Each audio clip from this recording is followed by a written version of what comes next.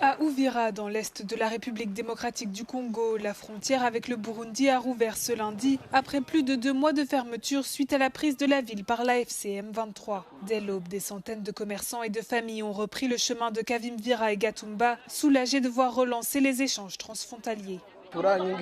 J'ai une grande joie car cela faisait longtemps que nous cherchions comment rentrer chez nous, mais ce n'était pas possible. Nous étions obligés d'être coincés dans le pays voisin, le Burundi.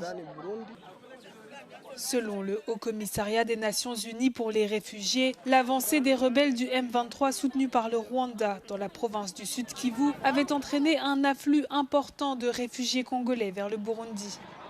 Ce lundi, certains d'entre eux ont commencé à regagner Uvira à la faveur de cette réouverture.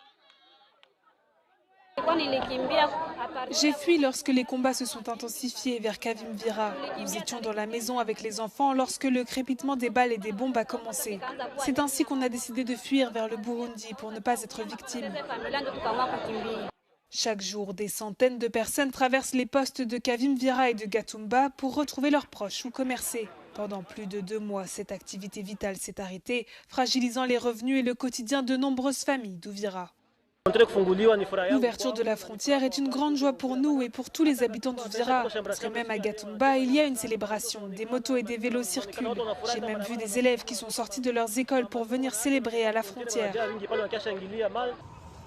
Annoncée dimanche par le gouverneur du Sud Kivu, cette réouverture marque une étape importante pour Uvira, encore marquée par les récents événements sécuritaires. Pour les habitants, l'essentiel est désormais que cette frontière reste ouverte et que la stabilité s'installe durablement.